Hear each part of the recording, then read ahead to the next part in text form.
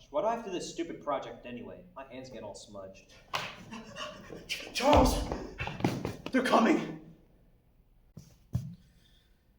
I knew this day would come. Hey, you. we don't like you. Yeah. We don't like you at all. Not one bit. Yeah, stinky. Guys, let's not descend into this hysteria. This is just like the Salem witch trials. Oh, What? What are they? I've never heard of that. Is that like the thing that's walking around? Salem witch trials? Is that French? What the heck is a Salem witch trials? No, that's.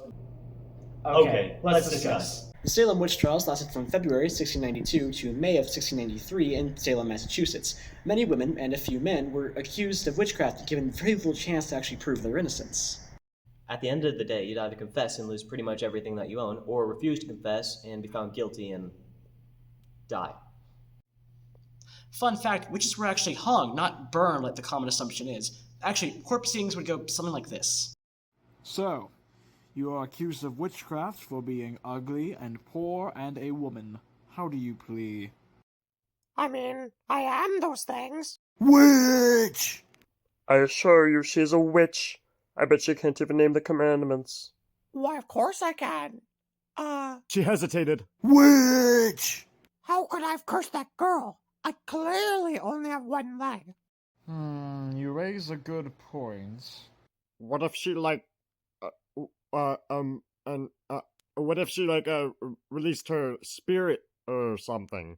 Oh, come on now, that's ridiculous. There's no way anyone would. Witch! I go to church every week. What about last week? My mother died. 'Cause you cursed her. Witch! One trial more to prove you are not a witch. Tell me, what do I have in my pocket? What? I don't know. Nothing. Oh, that's correct. Hooray! But how would you know that if you weren't a witch? Son of a. Get a Gert. No! Yo! Well, that was a pretty comical exaggeration. It's also somewhat true. See, the courts allowed spectral evidence. In other words, evidence that only the accused could see.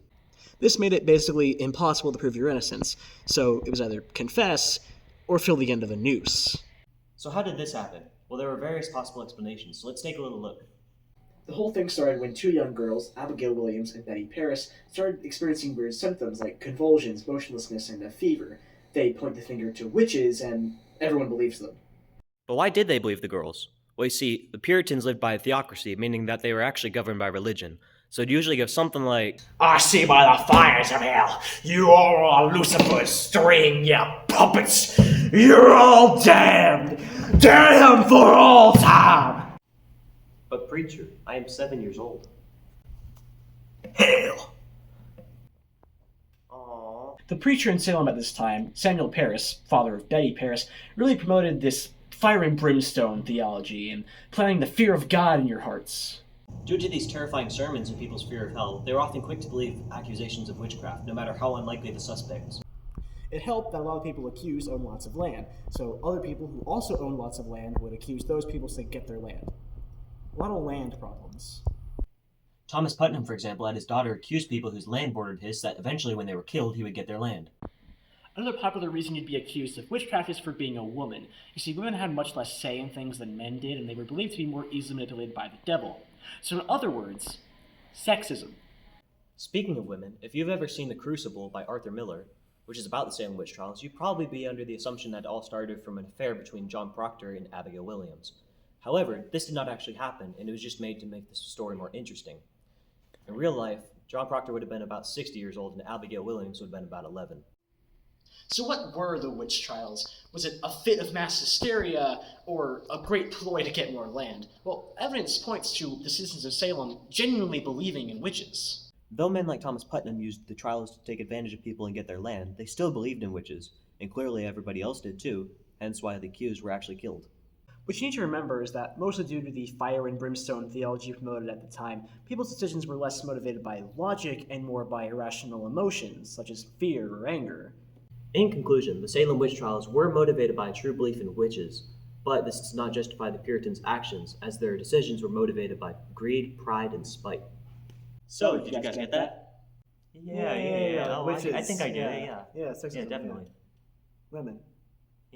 Wait, why'd you even want him dead? Oh, he's left-handed.